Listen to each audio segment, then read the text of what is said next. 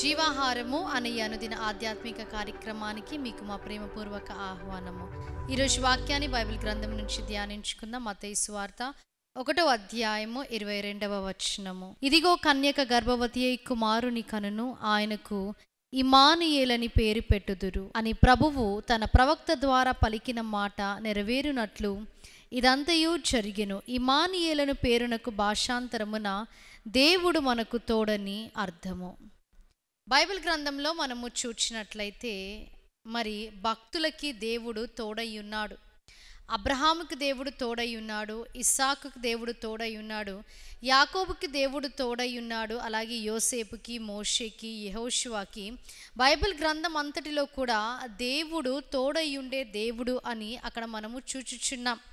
వాక్యంలో కూడా మనము చూచినట్లయితే ఆయన ఇమ్మానుయేలైన దేవుడు అని వాక్యం సెలవిస్తుంది.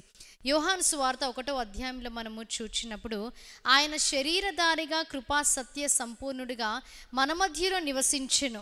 ఆదియందు వాక్యం ఉండెను, వాక్యము దేవుని యొద్ద ఉండెను, ఆ వాక్యమే దేవుడై ఉండెను అని వాక్యం సెలవిస్తుంది. అంటే ఈ వాక్యము ద్వారా దేవుడు మన మధ్యలో ఉన్నాడు, ఆయన మధ్యలో నివసించుచున్నాడు, ఆయన మనకు తోడు అని వాక్యము తెలియజేస్తుంది. లూకా సువార్త 2వ అధ్యాయంలో మనము చూచినప్పుడు 8వ వచనం నుంచి అక్కడ యేసుక్రీస్తు ప్రభువారు జన్మించిన ఆ రాత్రి కాల సమయంలో ఆ కాపరుల చుట్టూ కూడా ఆయన మహిమ ప్రకాశించి ఉన్నదని వాక్యం సెలవిస్తుంది. అంటే దేవుని మహిమ నిత్యము అది మనకు తోడై ఉంది అని వాక్యం సెలవిస్తుంది. అదే అధ్యాయంలో మనము చూచినప్పుడు 10వ వచనంలో ఆ దూత భయపడుకుడి, ఇదిగో ప్రజలందరికీ కలగబోవు మహా సంతోషకరమైన స్వర్తమానము నేను మీకు తెలియజేయుచున్నాను. అంటే ప్రజలందరికీ కూడా దేవుడు తోడై ఉన్నాడు, ఇమ్మానుయేల్ దేవుడు తోడై ఉన్నాడు అని వాక్యము సెలవిస్తుంది. అలాగునే మన జీవిత ప్రయాణంలో కూడా మనకి ఎవరు తోడు ఉన్నా లేకపోయినా దేవుడే మన తోడు. మీరు భయపడకండి, మరి ధైర్యముగా ఉండమని వాక్యము సెలవిస్తుంది.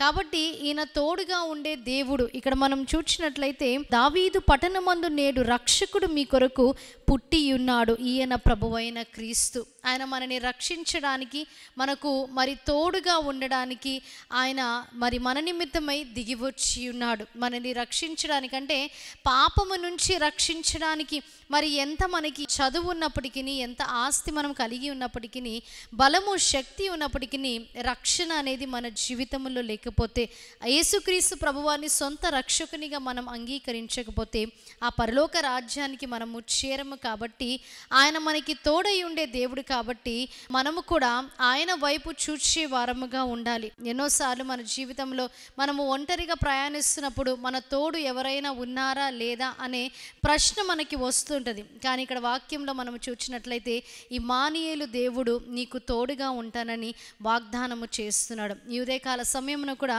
దేవుడే మన తోడు అని దేవుడు వాక్యం ద్వారా మాట్లాడి ఉన్నారు. మత్తయి సువార్తలో మనం చూచినట్లయితే 28వ అధ్యాయం 20వ వచనంలో యుగ సమాప్తి వరకు నేను మీకు తోడై ఉంటాను. అంటే మరి ఆ దేవుణ్ణి మనము చూచినప్పుడు దివి నుంచి భువికి ఆయన మన నిమిత్తమై, మన రక్షణ నిమిత్తమై దిగి వచ్చినాడు. ఎందుకనగా ఈ భూమిపై ఉన్న మనకు ఒక మార్గమును సిద్ధపరచడానికి, పరలోక రాజ్యానికి ఒక మార్గమును సిద్ధపరచడానికి ఆయన దిగి వచ్చి ఉన్నాడు. మనము పరలోక రాజ్యము చేరు వరకు మనకు ఆయన తోడై ఉండే దేవుడు. అందుకే వాక్యం సెలవిస్తుంది ఇమ్మానుయేలు దేవుడు నీకు తోడని. ఇటు వాక్య వర్తమానాన్ని దేవుడు మీ వినికిడిలో హృదయములో భద్రపరిచి దీవించి ఆశీర్వదించునుగాక. ఆమేన్. ప్రార్థన చేసుకుందాం. మహాగణుడా, మహోన్నతుడా, పరిశుద్ధుడా, నమ్మదగిన మా యేసుక్రీస్తు ప్రభువా, మీకు స్తుతులు, స్తోత్రాలు, వందనాలు తండ్రి. ఇమ్మానుయేలు దేవుడవైన మా దేవ, మాకు తోడుగా ఉన్న మా తండ్రి, మీకు స్తుతులు, స్తోత్రాలు తండ్రి. దేవ వాక్యం ద్వారా మాతో మాట్లాడి ఉన్నారు. విన్న వాక్యాన్ని ప్రతి హృదయంలో మీరు భద్రపరిచి నీరు కట్టి ఫలింపులోనికి తీసుకొని రండి తండ్రి. ఏ తోడు లేని వారికి తండ్రి మీరే తోడుగా ఉన్నారని తండ్రి.